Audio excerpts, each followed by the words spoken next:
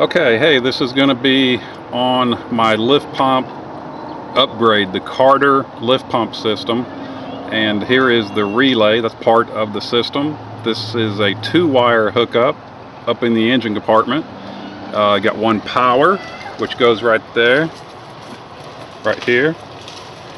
And then you got a ground, which is going over there to the intake, right here. And then the rest of it just runs down to the lift pump, and you plug and play down there. It's just literally unplug it, plug it back in, and the corresponding connections. So there is a little bit of confusion on the harnesses. The wait to start priming feature is a different thing. It's a different feature, different option than this button. This button, I don't know if we'll be able to hear this. No, that lift pump is very quiet, but anytime you press that button, the lift pump's going to come on. All of my harnesses come with that. So if you get a wait to start priming feature or not, you get this button. What the wait to start priming feature does is when you turn your key and you're waiting for your glow plugs to cycle, your lift pump is going to come on during that time also, and it pre-primes the system while you are in wait to start. So that's why we call it wait to start priming. So again, it's two different things. Hopefully that avoids some of the confusion.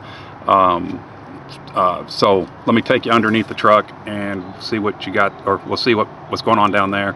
It's pretty dark, so hopefully this comes out. If not, I'll have to redo the video. So we've got some cardboard to lay on here.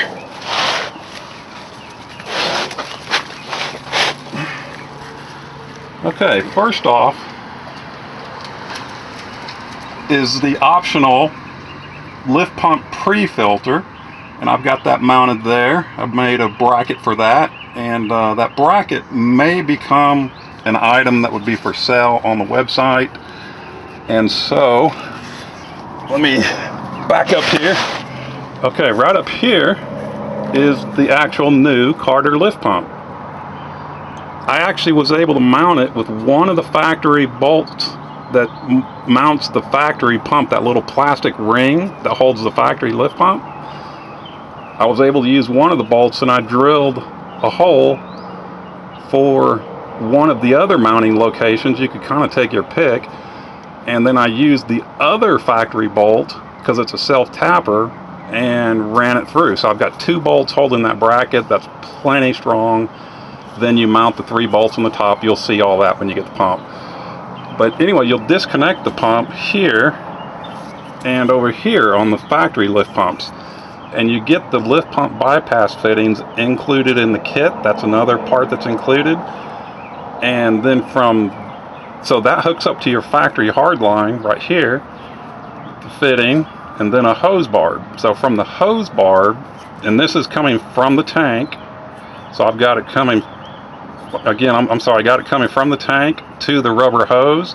It loops back around and comes over to the lift pump pre-filter, which this is the inlet side, because it's marked up here, so I'm pointing that out in case you make the mistake like I did. I got it all mounted, and then I had to go look at another mount instead of unbolting this thing and figuring it out, so I cheated. So this is the inlet. That's the outlet of the filter itself. So that line I just showed you comes into here. It goes through the filter, and then it leaves the filter, and it comes back up here, and goes into the pump, which is kind of hidden here, but it's behind here, and there's another clamp there. Let me see if I can, no, it's pretty tight, pretty snug in there, but it will go into into the new Carter lift pump. Then it will leave the lift pump, and then it will go into another lift pump bypass fitting. You might be able to see that brass fitting up there.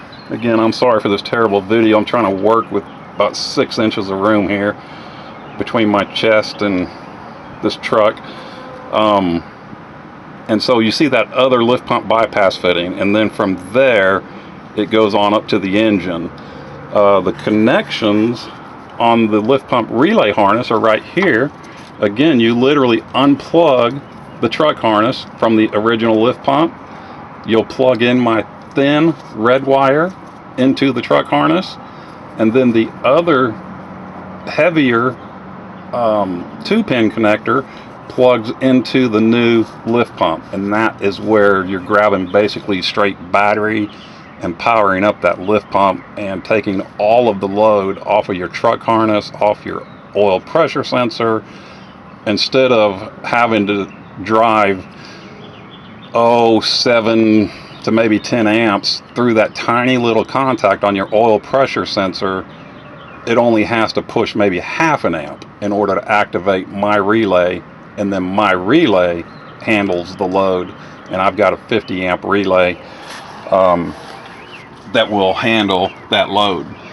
So that was about it. I hope that this made sense. If you were not going to use the pre-filter, I'll kind of get that out of the way here, and just going to use the lift pump, well, then you would still install the new carter, and then you would just plumb in accordingly. You would take from the line coming from the tank to a rubber hose into the lift pump, out of the lift pump into the other bypass fitting, and straight on up. But it's pretty much required that you're going to have a lift pump relay harness, really no matter what you're running. It's that factory wiring is just absolute too small, and constant problems. The pumps pump so much better, live a longer life. Your truck harness and ops and all that will live a longer life, and it's just the way to go.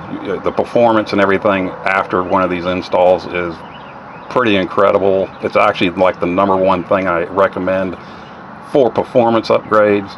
#1 is an actual oil cooler hose upgrade, but that's a whole different subject. So if y'all have any questions, it is LeroyDiesel.com, and you can email me. My email is there, and my phone number is there. Have a good day.